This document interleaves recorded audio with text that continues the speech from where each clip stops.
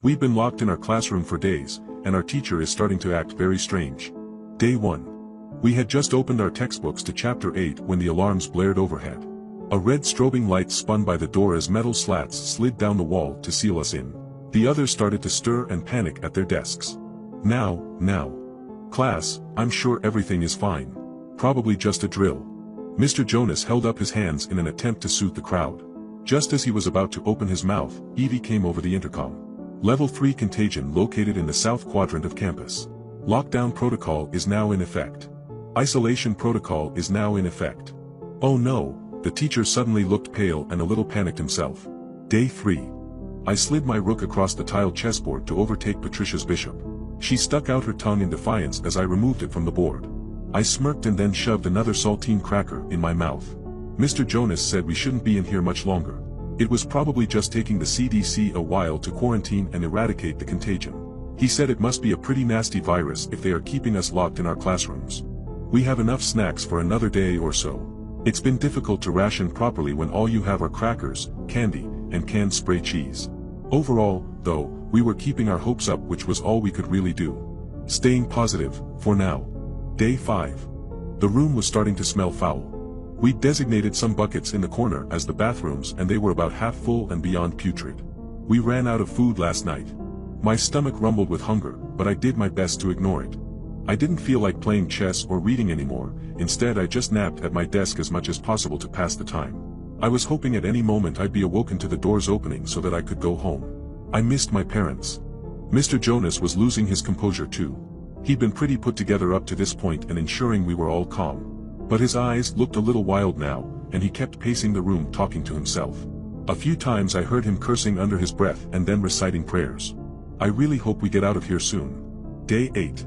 Bang, bang, bang. A pounding sound coming from the other side of the classroom pulled me from my dreams. Bang, bang, bang. I stayed still to appear asleep but cracked my eyes just enough to watch as the biology teacher smashed a chair against the steel door over and over again. Bang, bang, bang. He was really losing it. Let us out of here. Mr. Jonas screamed as he tossed the chair to the side. I cannot do that, sir. A level 3 contagion has been detected. I have sealed off the affected area, but you must stay isolated for your safety. The robotic voice hummed over the speakers. He screeched profanities at the camera in the corner of the ceiling. Some of the other boys were becoming aggressive as well. There had been some fights the last couple of mornings. Also, some hands going where they shouldn't be going, back behind the fake plants and lab equipment. It seemed as if we were slowly devolving. Becoming an enclosure of chimpanzees, like one you'd see at the zoo but only hungrier. We needed out, or something terrible was going to happen. Day 10. We'd been on a diet of tap water for the past 5 days. I felt dizzy every time I stood from my desk. The room would spin and I'd almost black out. I kept my footing by sheer force of willpower. I had this irrational fear that if I passed out, I'd be eaten by my classmates, like a pack of hyenas on a gazelle, feasting on my intestines as they spilled across the tiled floor. It sounded crazy if I said it out loud, but when I looked around the room and saw all the hungry faces, I didn't think the idea was too far-fetched after all. Mr. Jonas hasn't said a word in over 12 hours. He's just been sitting at his desk, carving something into the surface of it with an X-Acto knife. For the first time today, I had the thought that maybe we weren't going to make it out of this. Maybe we were all going to die in this classroom. I hung my head and cried. Day 13. Mr. Jonas. Mr. Jonas, stop. Micah cried. Don't you see? We have to do this, we need food. It's survival 101. When the pack is suffering and food is scarce, they turn on their weakest member. It's simple biology. Survival of the fittest. Mr. Jonas had his hands around Trevor's neck, squeezing so hard that the boy's eyes were about to pop from his skull. Trevor struggled beneath him, but he was frail and terribly small for his age. Micah grabbed a large beaker from the table and lifted it high over his head. Mr. Jonas, stop now. Don't make me do this. But the teacher was long gone, his eyes gleamed with delight as drool dripped down his chin from salivating at the thought of a meal. I jumped to my feet as Micah brought the beaker down as hard as he could onto Mr. Jonas' head. It shattered to pieces on impact, knocking the teacher out cold. I helped Micah push him off Trevor.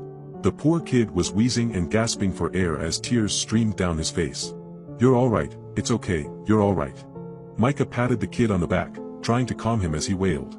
Suddenly there was a scream like a war cry and Mr. Jonas was airborne. He leaped across a desk and plowed into Micah.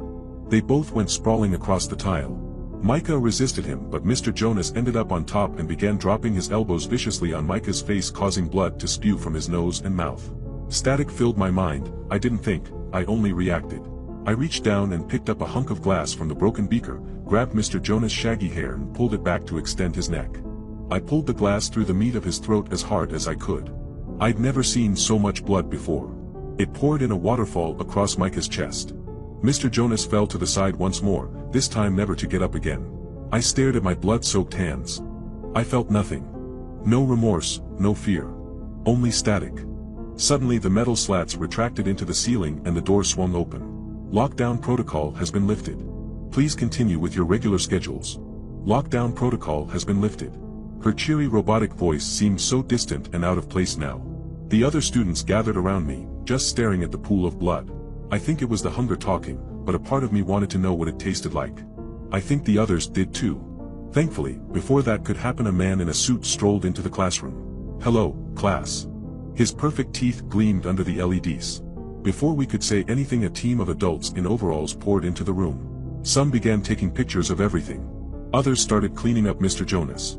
One man with gray hair dropped a large box on the teacher's desk and opened it. He then started throwing fresh fruit and granola bars to each of the students. We devoured everything he gave us. I started to feel more like myself after 2 bananas and 4 granola bars. They tasted like heaven, a sweet salvation. The first man with the nice teeth in the expensive suit waited until we were all done before he addressed us again. "I know it's been a long 13 days, guys. I appreciate you all hanging in there. I've alerted each of your parents that you've been cleared to go home." The classroom erupted in cheers as we all hugged each other. Even Micah, covered in gore, danced around excitedly. "You'll all be able to go home soon, but first I just need to do a little debrief with each of you before you go. I'm going to set up in the counselor's office, and Mr. Moses here is going to bring you down one by one to give your account on what happened here during isolation." We all nodded our heads in agreement, anything to get out of here. Mr. Moses, the man with the gray hair and the snacks, took us down one by one and we spilled our guts to the man with the nice teeth. When I gave my story on what it was like, I still felt numb. Even when describing how I'd killed Mr. Jonas, I just felt nothing. It wasn't until I'd gotten home that evening that I'd broken down and wept. Once I was in my mother's arms, I cried and cried until I couldn't anymore. Then I ate more food than I ever had. I shoveled pasta down my throat until I thought my stomach would burst. It was a good feeling. To be full. To be human again. Years later, while I was at university, a whistleblower had leaked that what we'd endured at the school was a government cover-up for a top-secret experiment. There had been no virus, no contagion. It began as an experiment to test the artificial intelligence system they had at the school. But then it morphed into a social experiment to see how long we would last before someone was murdered or severely harmed. To test the boundaries of civility and moral character under immense pressure. Just in case there was a real issue with the code in the AI and this scenario became a reality elsewhere. When I'd killed Mr. Jonas, it had ended the experiment. The news had made me sick to my stomach. I was angry and disgusted for weeks. I was okay with it now though. You see, Trevor may have been small, the weakest member of the Pride perhaps, but he was also a genius. With his hacking expertise, we were able to locate Mr. Nice Teeth and Mr. Moses. It's been 6 days so far, and every time they scream and hit the door with a chair, I just can't help but smile. It's a little experiment a few of us are conducting. It'll end when someone is murdered or severely injured. Maybe.